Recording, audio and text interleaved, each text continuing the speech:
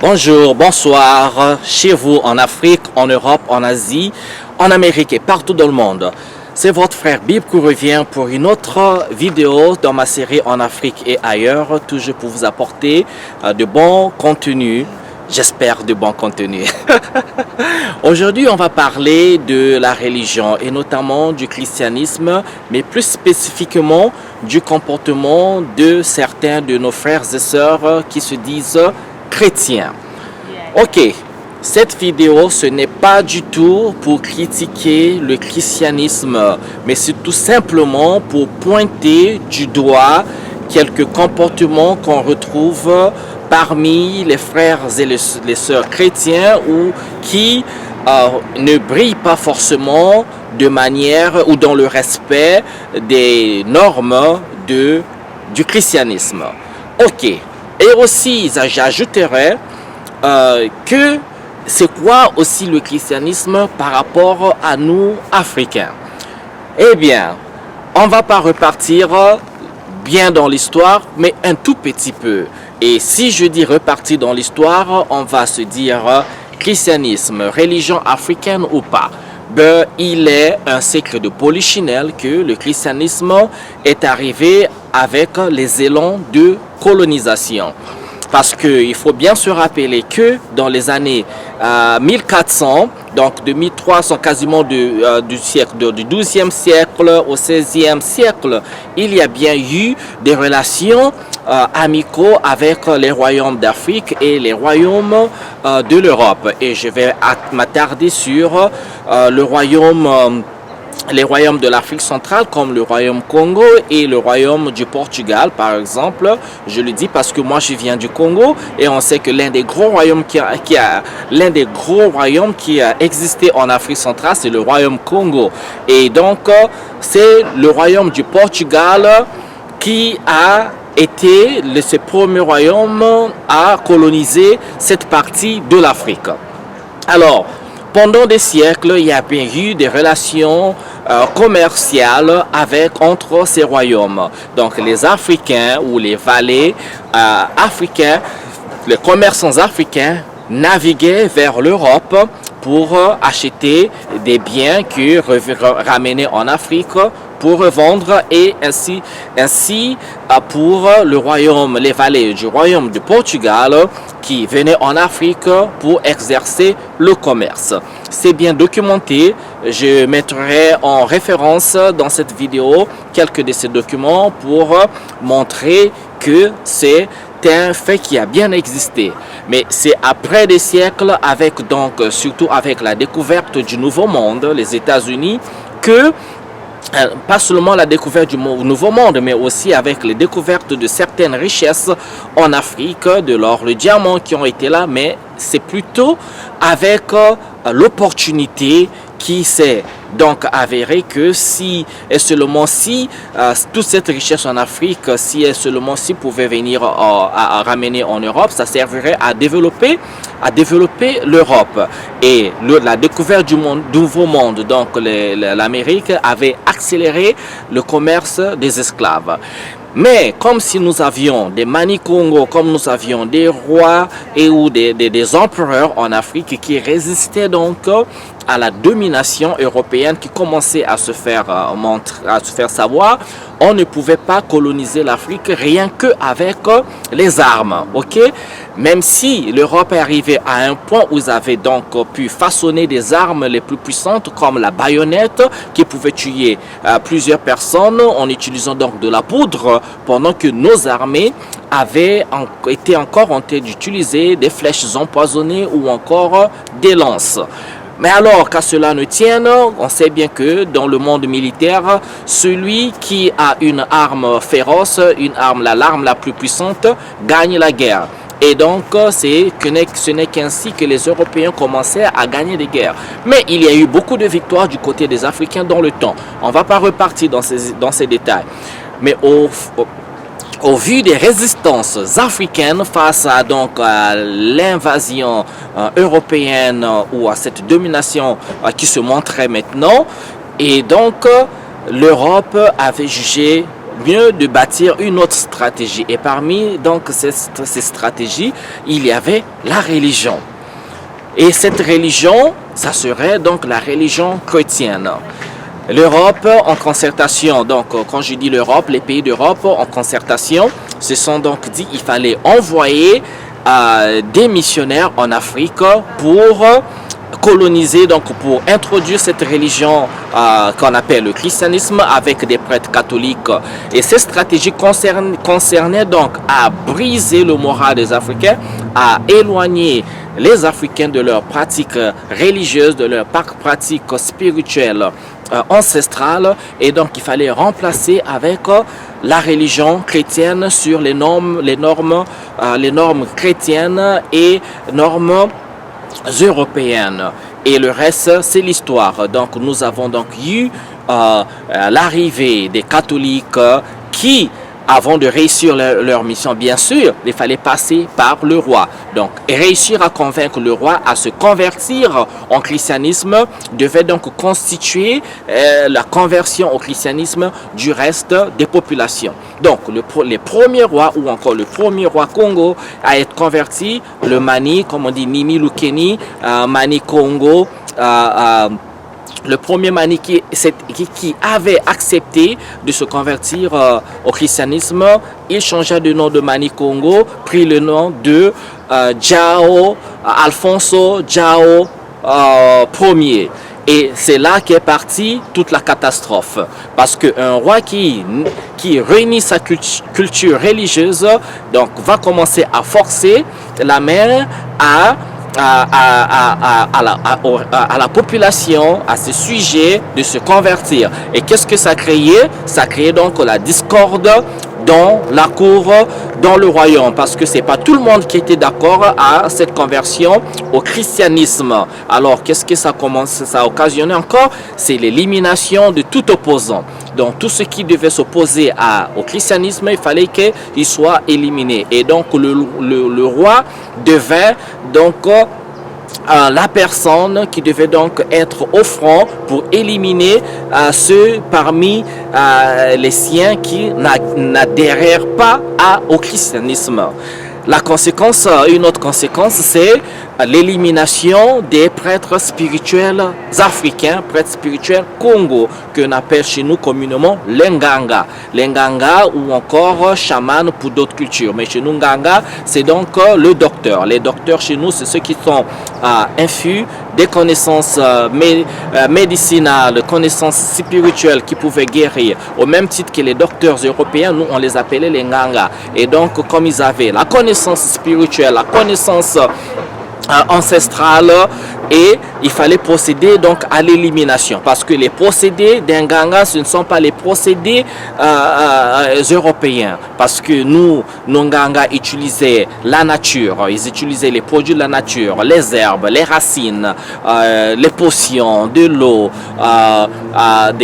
des animaux, ils utilisaient des éléments de la nature, ils utilisaient le bois, comme avec les statues et les masques qu'on a vu avec l'Inkisinkondi, on a vu avec la statue à Touba, on a vu avec beaucoup, on va même pas parler, si on va en Afrique de l'Ouest, on parlera même pas des Dogons qui avaient la connaissance de l'astrologie, la connaissance des étoiles, de l'univers, n'est-ce pas? Et donc, comme eux, ils étaient les gardiens de cette force spirituelle, de cette force religieuse africaine, il fallait donc les éliminer. Et donc, par les biais des rois qui devinrent donc des collabos, et donc beaucoup de Nganga étaient éliminés, et n'y pas alors il devait donc se constituer un arrêt du transfert des connaissances, parce que c'était des écoles. Un Nganga, ils avaient des élèves, il fallait former des élèves à cette éducation religieuse, spirituelle africaine. Et donc avec l'élimination des Nganga, l'élimination des docteurs africains, et donc l'enseignement s'était carrément arrêté. Le reste, c'est l'histoire.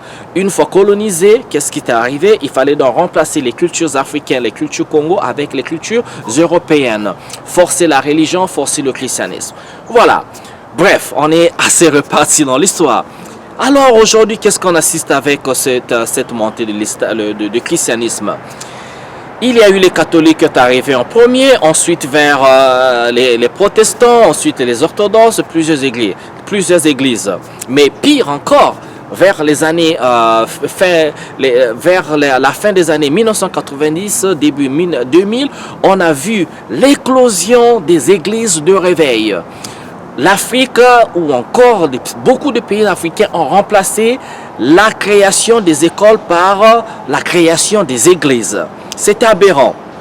Il y a beaucoup plus des églises dans des pays comme le Congo, la République démocratique du Congo, République du Congo, République démocratique du Congo, l'Afrique du Sud, le Nigeria, le Ghana. Il y a beaucoup plus des églises que des écoles. Alors, qu'est-ce qu'on assiste avec ça?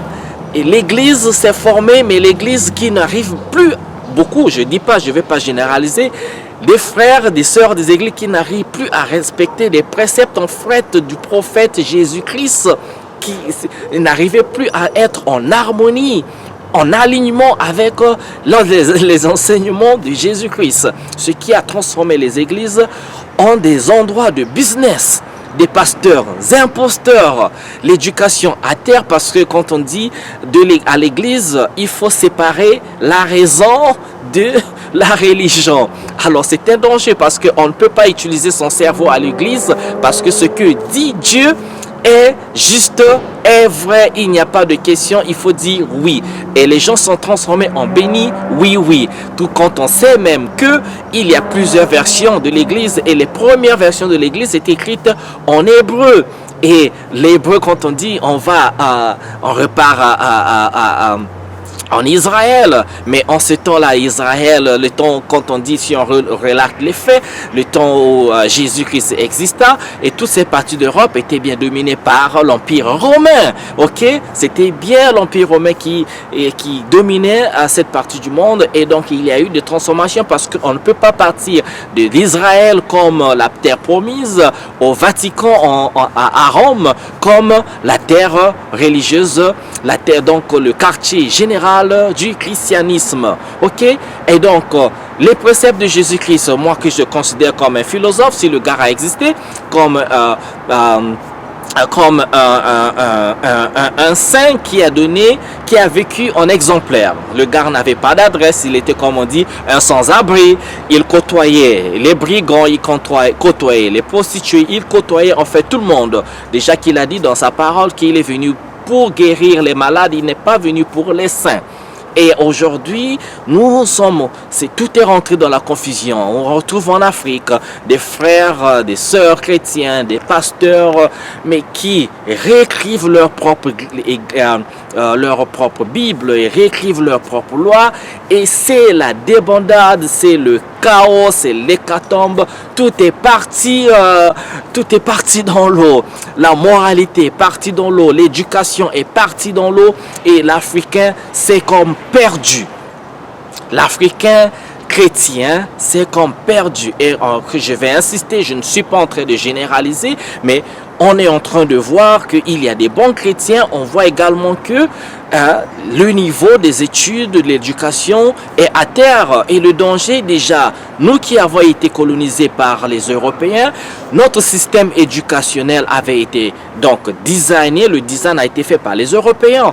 Beaucoup d'Africains ne connaissent même pas l'histoire de l'Afrique.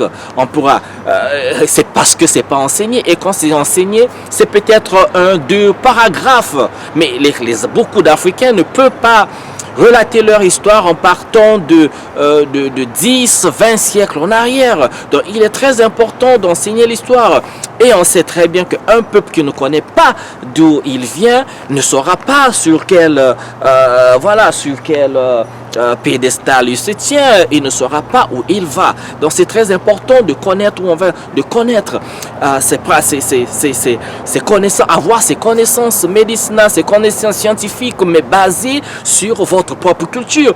Mais déjà cette culture n'est même pas enseignée parce que les gens ne connaissent pas. Cette culture a été perdue, et ça a la conséquence qui contribue même aujourd'hui un grand frein au développement de l'Afrique. Il faut bien se le dire, parce que on ne peut pas baser sa connaissance, on ne peut pas baser sa vie sur sont si chics sur une connaissance étrangère parce qu'on ne se connaît pas soi-même. Donc, l'Église est devenue un vrai mal pour l'éducation ou encore le développement de l'Afrique. Et je ne dis pas, je répète les gars, que la religion elle est mauvaise, mais c'est plutôt les hommes qui sont en train de transformer cette religion, qui ne disent pas, qui ne sont pas dans la vérité de cette religion, qui sont en fait là le vrai mal de l'Afrique, le vrai mal à l'essor de ce beau continent. Et je répète, je parle de ceux qui sont chrétiens parce que moi je viens de ce monde-là. Je suis né chrétien, je suis né dans le christianisme, j'ai grandi dedans. À un moment, je me suis rébellé parce que je ne me reconnaissais pas dedans en tant qu'Africain. Je ne connaissais pas l'histoire. Il n'y avait rien dans la Bible qui m'enseignait sur moi-même. En partant des noms, des cultures, je dis c'est pas du tout mauvais. Mais il faut s'interroger. Qui sommes-nous? Où nous allons et qu'est-ce que nous faisons? Donc, moi, je pense que si les gens sont religieux, ce n'est pas du tout mauvais, mais il faut vivre donc cette religion, il faut vivre donc dans cette droiture et dans la normalisation de cette religion avec le respect de qui nous sommes, n'est-ce pas? Ok, j'espère que cette vidéo a un sens. On est parti un peu de l'histoire pour dire que même si vous êtes chrétien religieux, il faut toujours s'interroger de votre identité. Qui êtes-vous? Qui étaient vos ancêtres? Parce que l'Afrique est la plus ancienne, représente le plus vieux continent, le berceau de l'humanité, et ce n'est pas un overstatement, ce n'est pas du blabla quand on le dit. C'est vrai, l'Afrique, ce continent contient l'une des plus anciennes civilisations du monde. La création des sciences, tout est arrivé, tout est parti de l'Afrique, qu'on ne se le dise pas. Faites toujours vos recherches, mais je sais de quoi je parle, ok? Donc, il faut connaître qui nous sommes, qu'est-ce que nos ancêtres ont fait pour bâtir cette force spirituelle, cette force mentale, cette force qui feront que, Africains, quand vous marchez dans le monde, vous savez qui vous êtes et vous marchez avec fierté. Et je demande un peu à nos leaders politiques de regarder ce truc parce qu'on ne peut pas vivre dans des nations où il y a plus des églises que des écoles. On ne peut pas vivre dans des nations où l'éducation périclite.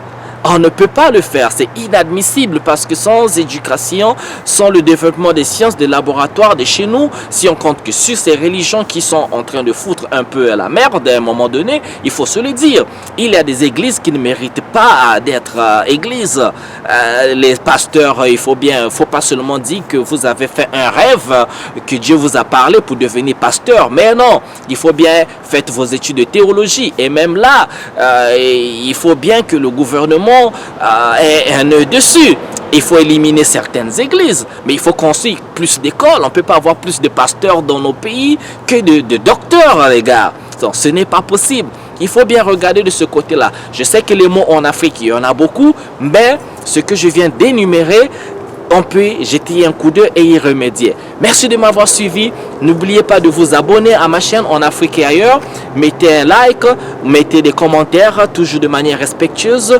Quand on contribue à la conversation parce que l'Afrique, ce beau continent, il n'y a que nous les Africains qui pouvons le développer. Alors il faut parler de tout et de rien, un peu sans tabou, n'est-ce pas? Je vous adore. Je vous souhaite bien le bonheur chez vous. On se retrouve à une prochaine vidéo. Ciao, ciao.